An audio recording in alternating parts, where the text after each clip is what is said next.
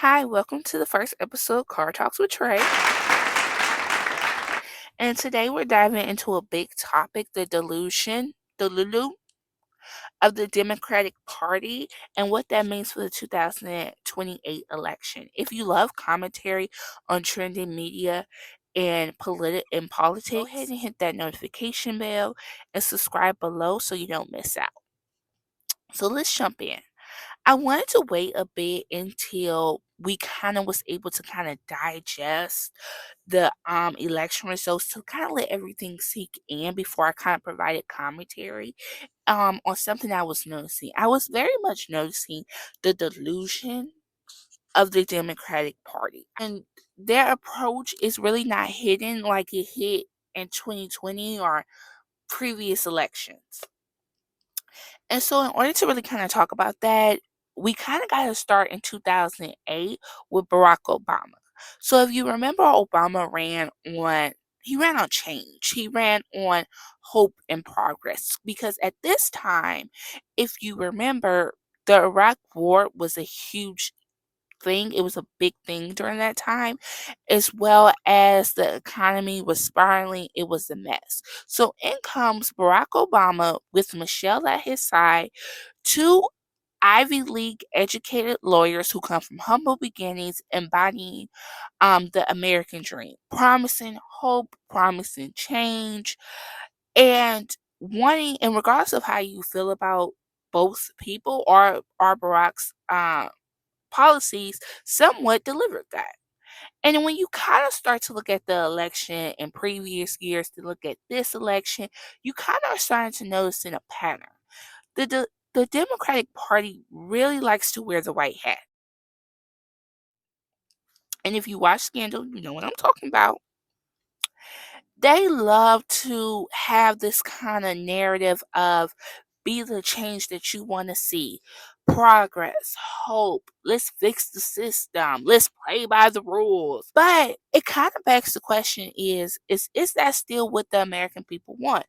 Do we still want that? Do we still want this narrative? And you kind of start thinking about it, and then when you kind of look at this election, then you look at the previous elections and you compare the two, the math's not mathing basically. And then when you start to kind of look at when Trump was first elected, Trump really kind of ran on the exact strategy. He ran on aggression, fear, frustration. He painted America as weak, broken, laughed at on the global stage by not just only our allies, but also our enemies. He claimed that he could drain the swamp and restore orders, while Democratic nominee Hillary Clinton, they focus on politics and detailed plans, and Trump really kind of tapped in to that raw emotion. His message, regardless if you like it or not, was basically, I hear you. I'm for the American people. I understand your frustrations.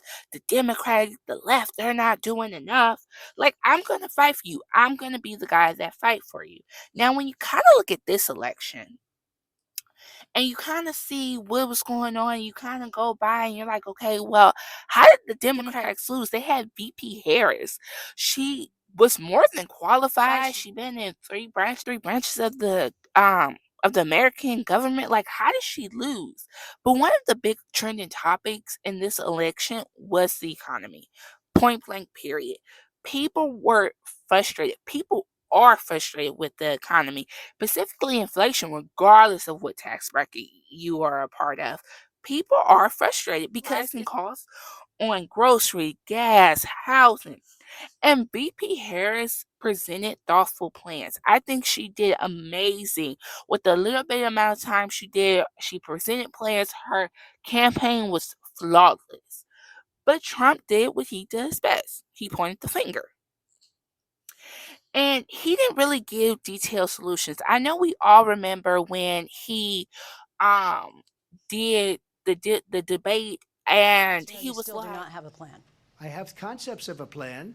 I'm not president right but he told the American people that the economy was better when I was president and the Democrats ruined it, and a lot of Americans simply bought it because Trump understands the emotions of the American people, and the right very much played while Democrats stuck to figures. They stuck to detailed plans. They stuck for thoughtful plans. And this is kind of where the delusion comes in. An age where people want to be spoon fed information is basically the most polite way I can say it. People aren't people aren't sitting here and they're not saying, okay, well, let me look on Google and let me look and do my research. They want to be spoon fed the information.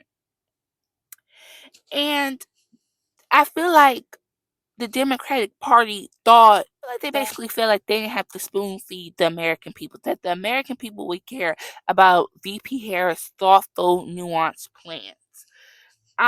They thought answer the questions rationality was enough during the debate, during when she had her rallies.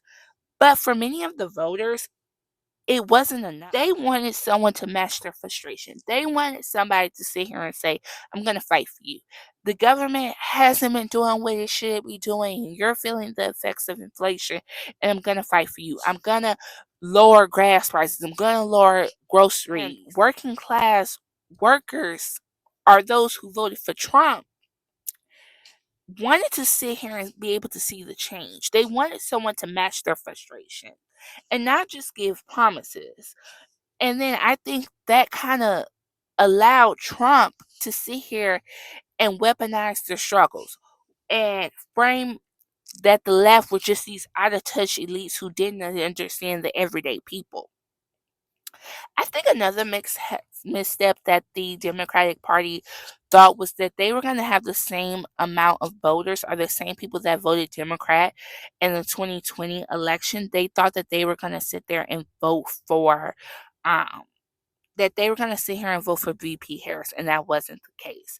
I mean, when you look at the exit polls and you look at who voted for Trump, voters voted for Trump. Over 60% of Latino voters voted for Trump. That is the highest turnout since 1979.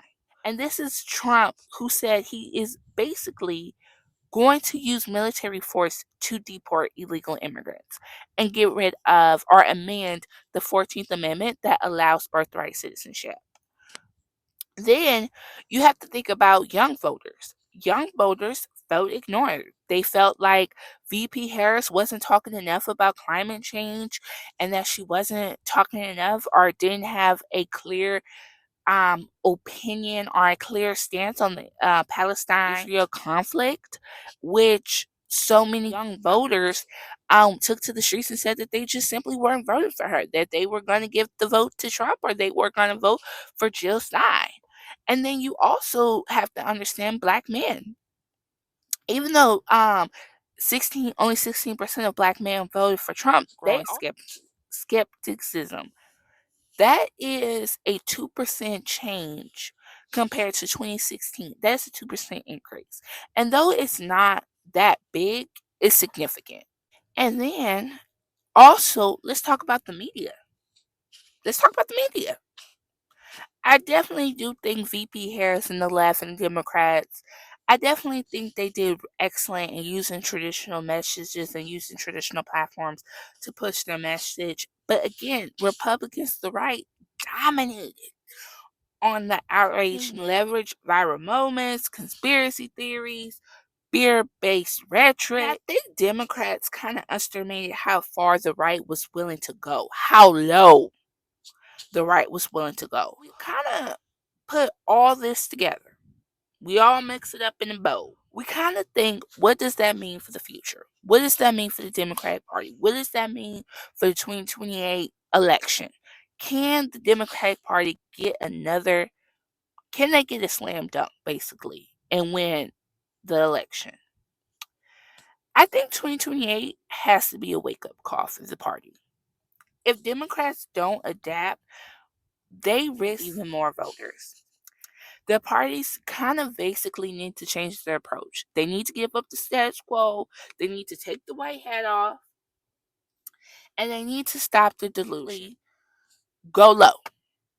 They gotta go low. You need, especially when people feel the effects of a Trump economy, the Democratic Party will need a nominee who will share the sentiments of the working class, who will share the sentiments of the American people, who will understand their frustrations, who will understand what they're going through. Using that 2020 our playbook that worked in previous elections, because it's getting old.